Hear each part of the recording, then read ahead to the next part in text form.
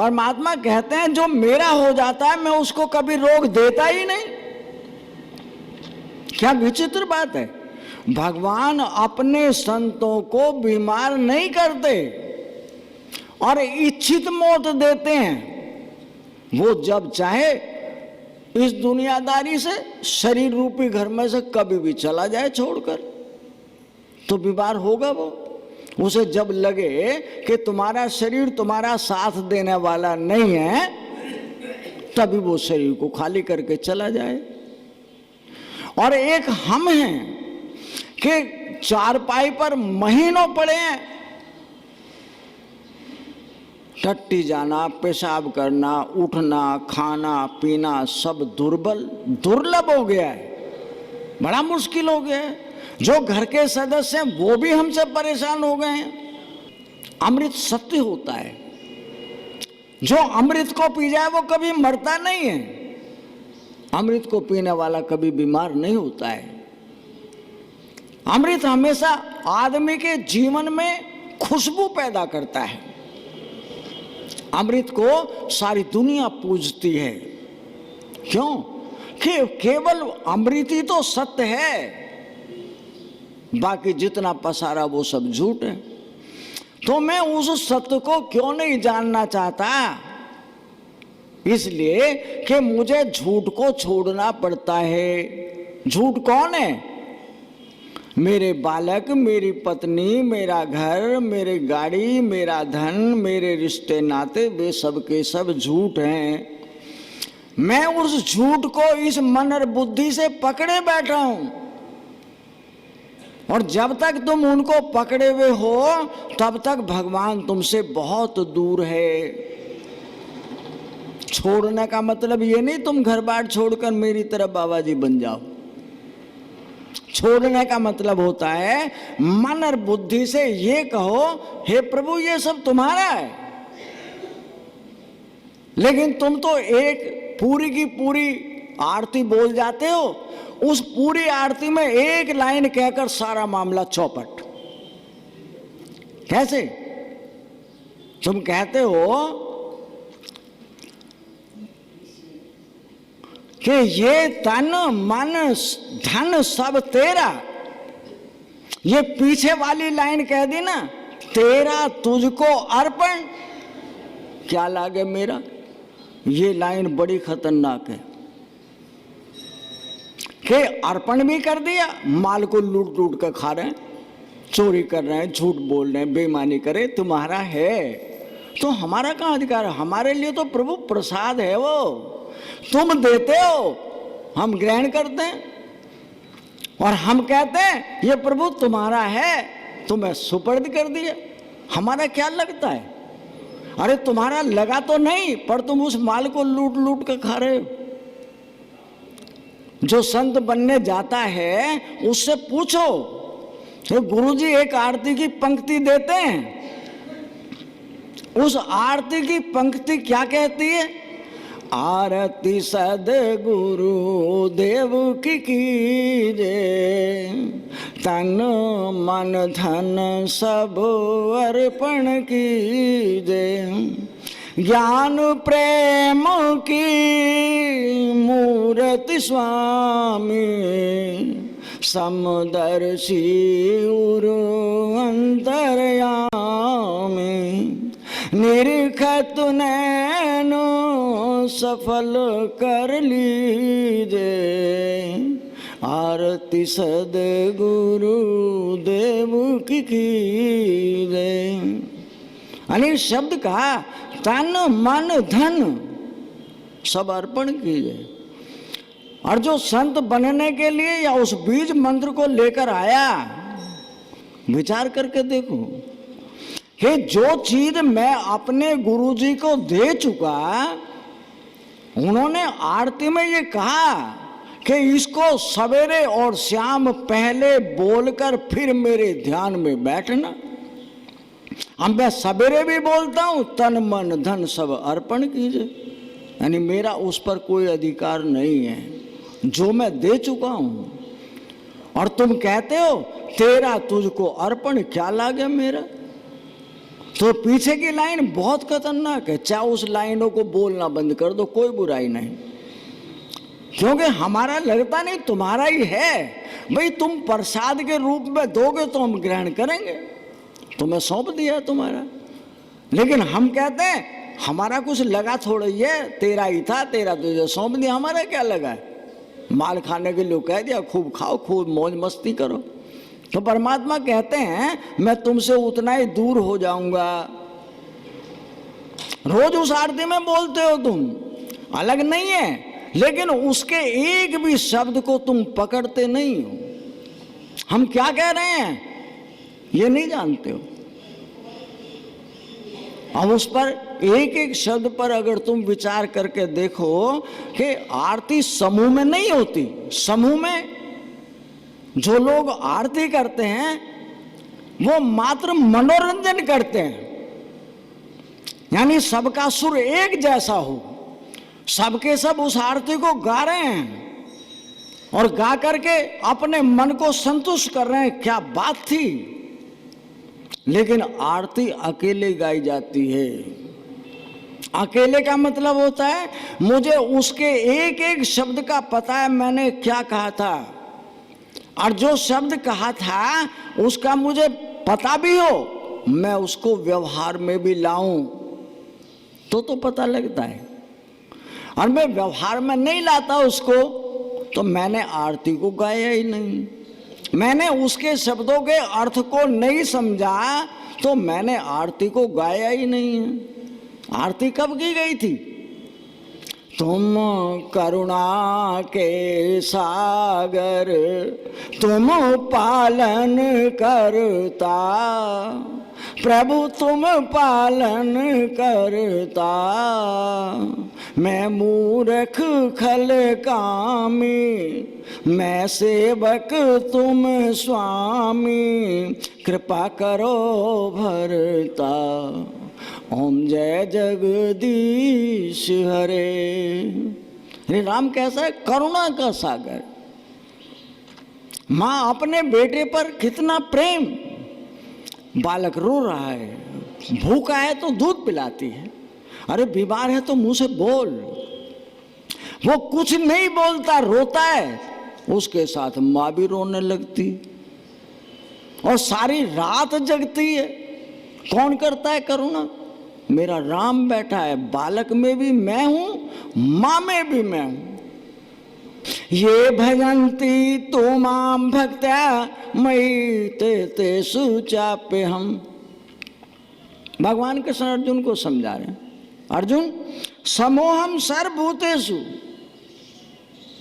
यानी सृष्टि के जितने प्राणी मात्र हैं वे सब के सब मेरे परिवार के सदस्य हैं। अभी बताया था आपको कि सब में मैं हूं, मैं अपनी सृष्टि को स्वयं रचाता हूं और उस सृष्टि में पूरी की पूरी में मैं समाहित हूं। सृष्टि इसीलिए चलती फिरती उठती बैठती दिखाई देती है क्योंकि मैं उसमें हूं। मैं ना रहूं सृष्टि मुर्दा है। इसलिए कहते हैं समोहम सर्वभूतेषु, ये जितने प्राणी मात्र हैं ये सब मेरे परिवार के सदस्य हैं।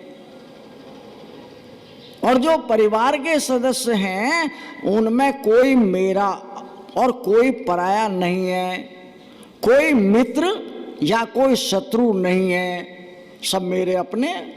क्यों? ये अगर मेरे से कुछ पूछना चाहें तो मैं बता दूं, ये मुझे कभी याद करना चाहें तो कर लें, और ना पूछना चाहें ना कभी याद करें, मुझे भी इनकी कोई जरूरत नहीं है। क्यों? जैसा करते हैं अपने आप भोग रहे हैं। मेरे पास आएंगे तो मैं इन्हें कुछ अच्छी बात बताऊंगा। अच्छी बात क्या होगी कि यहाँ का मेला यही मिला था, यही रह जाएगा और तुम लुट जाओगे। बार बार आओगे, बार बार जाओगे, खूब रोगे, खूब चिल्लाओगे, तुम्हारा इलाज किसी के पास नहीं। मेले को पराया समझकर जियो। राम भगवान कृष्ण कहे समोहम सर्वभूतेषु, यानी सृष्टि के जितने प्राणी मात्र हैं वे मेरे परिवार के सदस्य हैं, पर मैं किसी को मेरा और किसी को पराया नहीं कहता, ना कोई मित्र है ना शत्रु है। पर इनमें से कोई जो मुझे भजता है, भाई मैं उसकी मां बन जाता हूं। यानी कोई भी, इन जितने भी ये प्राणी मात्र हैं उनमें से कोई मुझे भजता है, अपना सब कुछ मुझे सौंप देता है, तो मैं उसका कैसी मां बन जाता हूं, उसे कुसंग में नहीं जाने देता, उसे कोई गलत कार्य नहीं करने देता, उसकी जितनी बीमारियां उन सब का मालिक मैं हो जाता हूं, और जितनी सांसारिक दरिद्रता, चिंता या संसार के सुख वैभव उन सबको मैं उससे छीन लेता हूं। फिर क्या होता है, उस घर में मैं ही मैं रहता हूं। भगवान कृष्ण अर्जुन को कहते हैं, माम के जो मुझे बसता है, मामू पेत तू कौन तय। हे अर्जुन, इनमें से जो कोई मुझे बसता है मैं उसकी मां बन जाता हूं। और मां अपने बालक की कैसे देख रेख करती है ये सब जानते हैं। सबके घर में राम पैदा हुआ है, सबके घर में कृष्ण पैदा हुआ है, वो अपने कृष्ण को, अपने राम को कैसे प्यार करते हैं ये सब जानते हैं। इस राम को कोई उतना प्रेम नहीं करता है जितना वो अपने बेटे को करते हैं। अगर इस राम को कोई इतना प्रेम कर जाए जितना वो अपने बेटे को, पोते को, पोती को करते हैं, वो स्वयं राम हो जाएगा, वो राम से भिन्न नहीं है। लेकिन हम उसको दिखावा करते हैं, हम उससे प्रेम नहीं करते हैं। क्यों? जो आप करते हैं वो झूठा प्रेम है। झूठा प्रेम छूटता है, झूठा प्रेम बीमार हो जाता है। झूठे प्रेम में कितनी बीमारियां होती हैं। झूठा प्रेम तुम्हें दर्द देता है। परमात्मा को जो सच्चा प्रेम है वो कभी दर्द नहीं देता, वो तो हमेशा रात दिन फलता फूलता है, तुम्हें प्रसन्न नहीं रखता, बल्कि तुम्हारे पास बैठने वालों को भी प्रसन्न रखता है।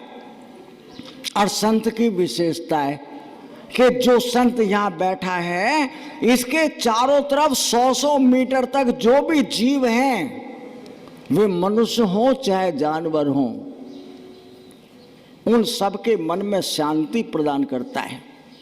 संत तीर्थों का राजा, उसने अपनी सारी सृष्टि को जलाकर भस्मीभूत कर दिया।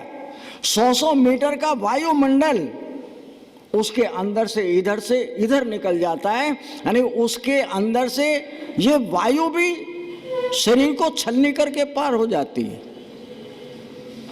उसके अंदर से खुशबू है, कैसी खुशबू है, जो केवल शांति प्रदान करती है, वहां अशांति नहीं होती। वो दूसरों के दर्दों को हरण कर लेता है, दूसरे की चिंताओं को ले जाता है। क्यों? यहाँ केवल राम है। जो राम को अपना बना लेता है, संसार के जितने दर्द, चिंता, दरिद्रता हैं, वे सब की सब उसे छोड़कर चली जाती। हमारे संत कहते हैं, राम नाम के हीरे मोती मैं बिखराऊं गली गली, लूट लो जिसका जी चाहे मैं शोर मचाऊं गली गली। जिस जिसने ये मोती लूटे वे सम्माला माल हुए।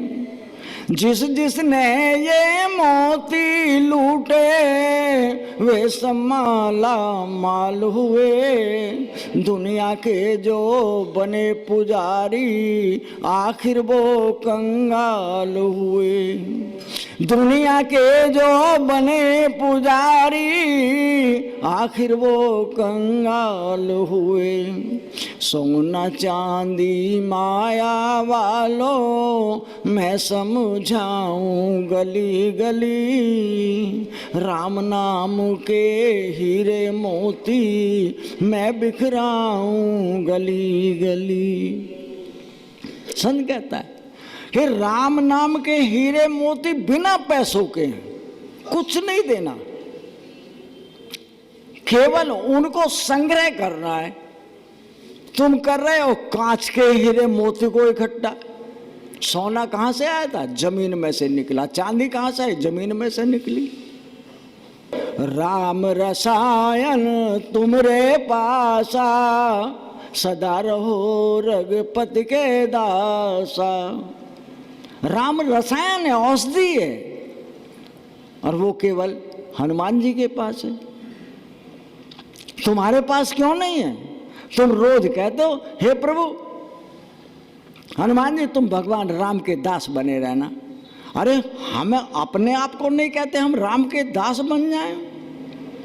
अगर हम राम के दास बन जाएं तो जो औषधि हनुमान जी के पास है वो औषधि हमें भी काम करेगी।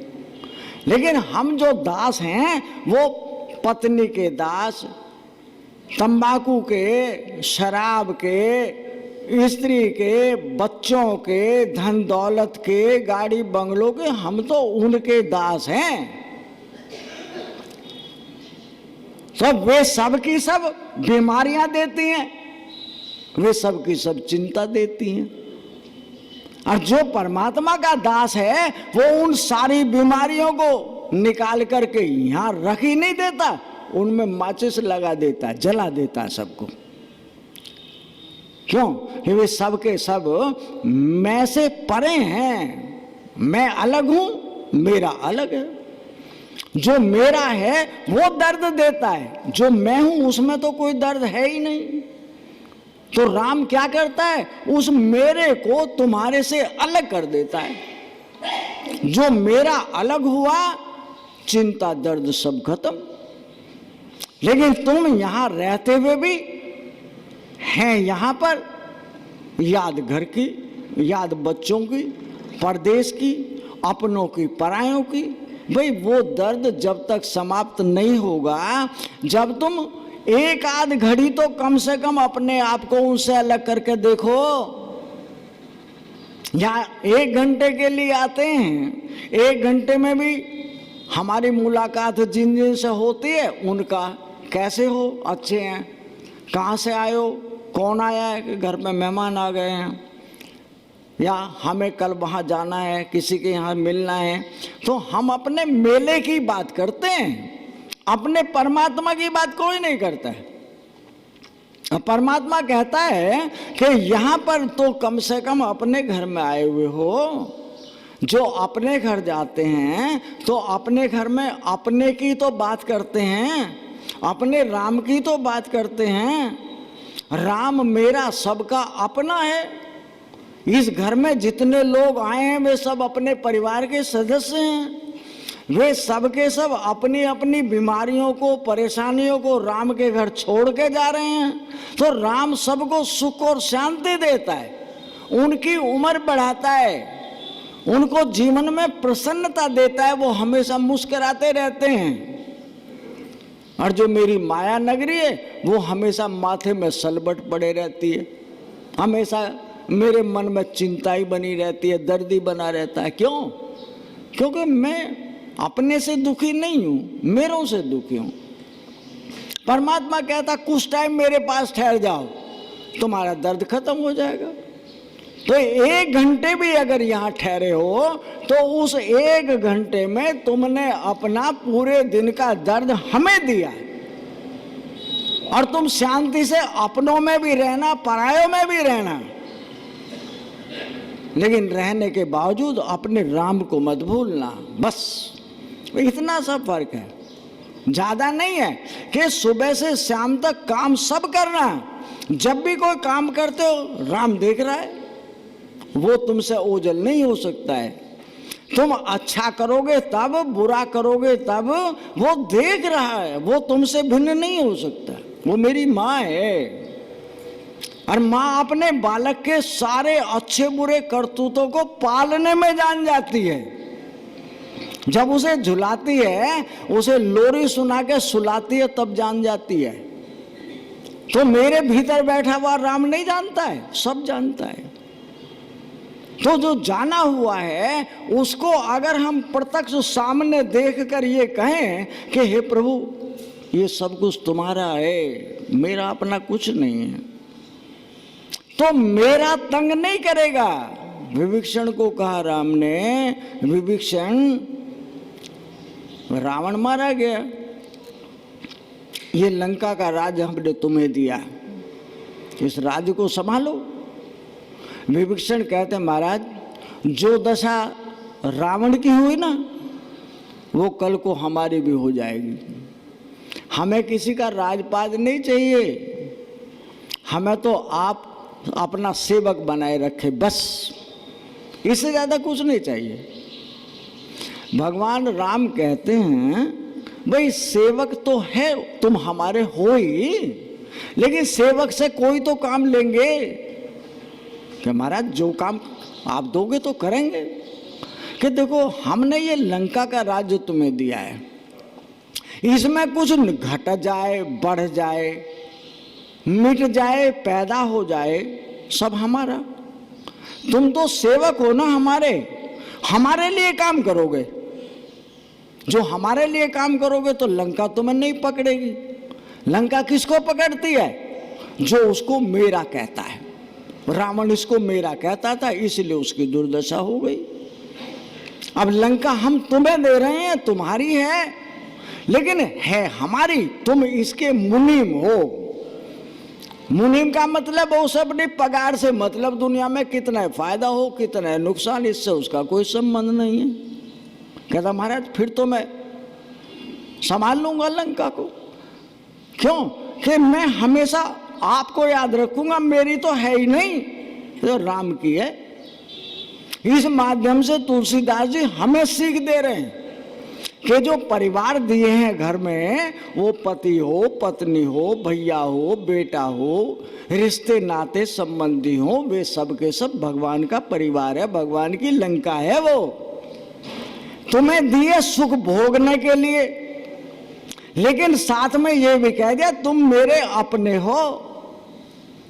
उसको मेरी मत कहना, मेरी कहोगे तो तुम रोओगे, और परमात्मा की कहोगे तो तुम्हें रोना नहीं आएगा। वो तुम्हें बांधेगे नहीं लंका। वो परिवार हो, घर हो, मित्र हो, या अपने रिश्ते नाते खून से संबंध रखने वाले भी हों, वे तुम्हें बांधेंगे नहीं। क्यों? मैं तो भगवान का हूं, और ये माया नगरी ये सब भगवान की है। इसमें कोई मरे, कोई जिए, कोई बटे, कोई लुटे, कोई छिने, कोई पैदा हो, ये सब राम का। मैं तो मुनिमगिरी हूं। तो इसलिए वो संत ये चेता कर कहता है कि दुनिया में खूब जीना, संसार को खूब भोगना, लेकिन याद रखना वो संसार तुम्हें ना खा जाए।